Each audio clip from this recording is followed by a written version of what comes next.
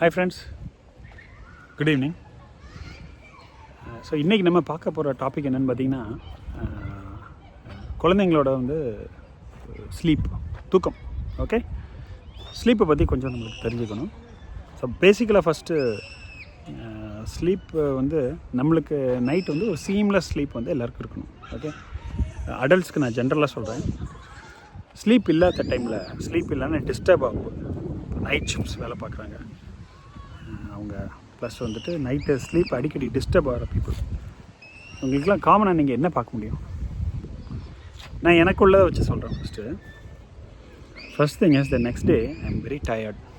Okay, then I have a bad memory.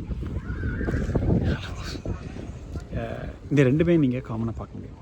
Okay, நான் அடுத்த நாள் unusually I am tired. Especially மத்தியானத்துக்கு மேலேலாம் பார்த்திங்கன்னா அந்த டே ஒரு கொஞ்சம் லோ மூடில் தான் இருப்போம், கொஞ்சம் டயர்டாக இருக்கும். Then it affects memory. Actually it affects memory. அது உங்களால் உணர முடியும்.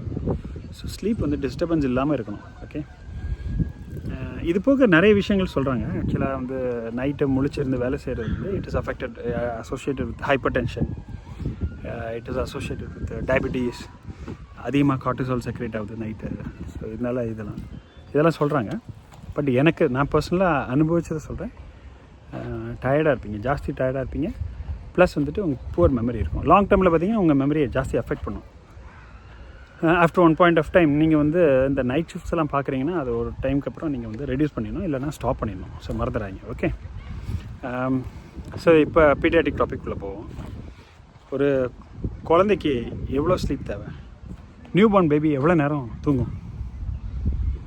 எல்லோரும் அப்சர்வ் பண்ணியிருப்பீங்க.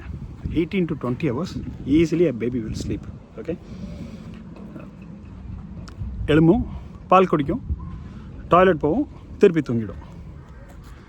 திருப்பி எழும்பும், பால் கிடைக்கும், மறுபடியும் டாய்லெட் போகும், திருப்பி தூங்கிடணும். ராஜா வாழ்க்கை. ஓகே,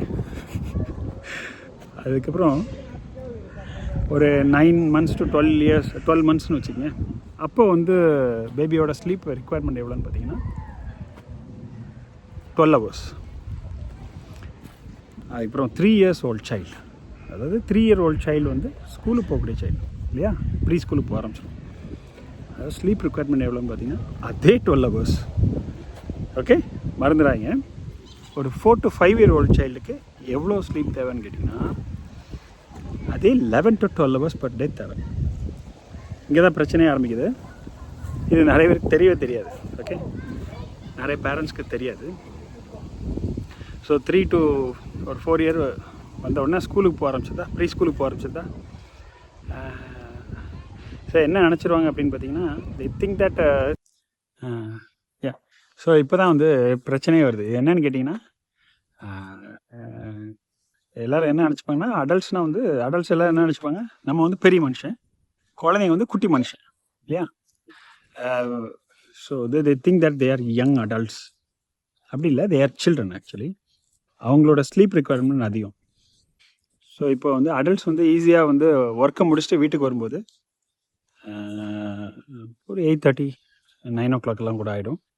அப்புறம் வீட்டுக்கு உட்காந்து சாப்பிட்டு ஒரு மணி நேரம் டிவி பார்த்து அதுக்கப்புறம் தூங்கும்போது 10-10:30.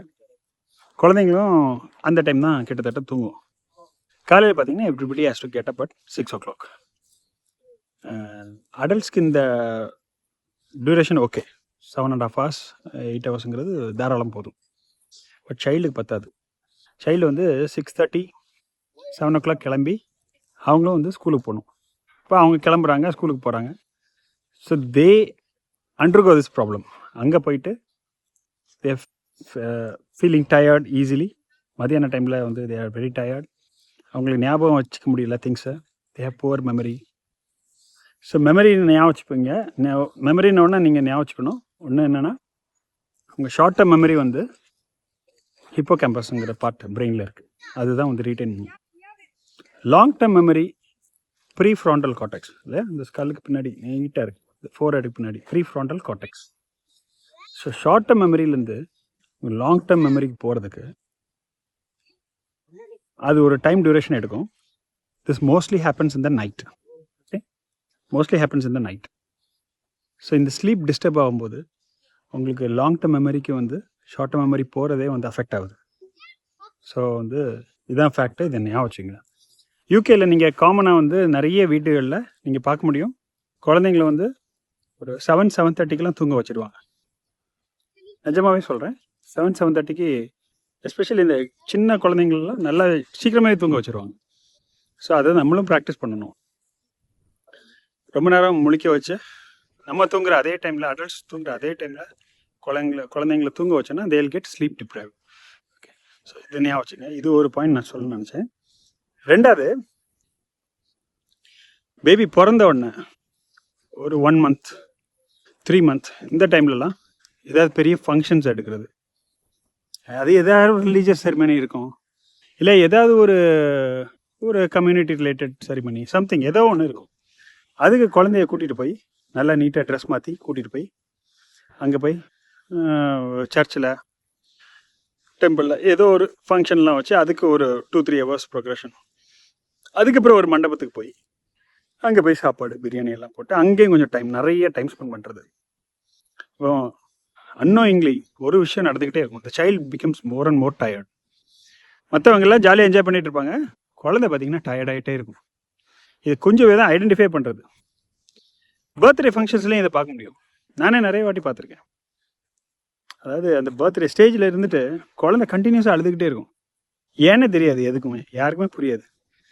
ஒன்றும் இல்லை, அதுக்கு சரியான ஃபுட்டு அன்னைக்கு கிடச்சிருக்காது ஃபர்ஸ்ட் திங். பிகாஸ் மற்ற நாட்கள் கரெக்டாக உட்காந்து ஃபீட் பண்ணியிருப்பாங்க. ஸோ அன்றைக்கி நல்ல கலக்கலன்னு பயங்கரமாக ட்ரெஸ் பண்ணியிருக்கனால இந்த ஃபீடிங் எல்லாமே எஃபெக்ட் ஆகும். ப்ளஸ் பார்த்தீங்கன்னா பேபிக்கு சரியான தூக்கம் இருக்காது. மற்ற டைம்லலாம் பார்த்திங்கன்னா டே டைமில் நல்லா தூங்கியிருக்கும். இது காலையிலே குழந்தைய ட்ரெஸ் மாற்றி எடுத்து அங்கே இங்கெல்லாம் கூட்டிகிட்டு சுற்றுறனால தூக்கமும் இருக்காது, ஃபுட்டும் சரியாக இருக்காது. குழந்தை ஸ்டேஜிலலாம் பார்த்திங்கன்னா ஈவினிங் டைமில் கான்ஸ்டண்ட்டாக அழுதுகிட்டே இருக்கும். பர்த்டே ஃபங்க்ஷன் தான் பேர். குழந்தைய திருப்பி அங்கே பாரு இங்கே பாரு, அப்படி போஸ்ட் கொடு இப்படி போஸ்ட் கொடுன்னு சொல்லி குழந்தை பார்த்திங்கன்னா டயர்டாகிடும். ஓகே, ஸோ இதெல்லாம் பண்ணக்கூடாது. ஒரு ஃபங்க்ஷனுக்கு அப்புறம் குழந்தை சிக்காகி ஹாஸ்பிட்டலுக்கு வரதெல்லாம் ரொம்ப காமன். நான் நிறைய பார்த்துருக்கேங்க, நிறைய சில்ட்ரன் பார்த்துருக்கேன். ஒரு ஃபங்க்ஷன் நடந்து முடிஞ்சோடனே அது ஏதாவது ஒரு ரிலீஜியஸ் செரிமனி எனக்கு தேவை இருக்கும். அதுக்கு எந்த பெருசாக லாங் டேர்ம் வேல்யூலாம் எதுவுமே இருக்காது. பட் அவங்க கண்டிப்பாக பண்ணுவாங்க அந்த ஃபங்க்ஷனை. ஓகே, தேவை இருக்கோ இல்லையோ எதே ஒன்று பண்ணிகிட்ருப்பாங்க. Child will become sick, child become sleep deprived. So இந்த விஷயங்களை நம்ம செய்யாமல் இருக்கணும். சைல்டு வந்து ஸ்டேபிளாக ஓரளவுக்கு ஒரு நல்ல ஒரு மெச்சூர்ட் கிட்டாக வரும்போது தான் இந்த மாதிரிப்பட்ட ஃபங்க்ஷன்ஸ் எல்லாம் யூ ஹேவ் டு இங்கே வந்து நடத்தும். Yeah, so thought of sharing with you. See you guys. Bye-bye.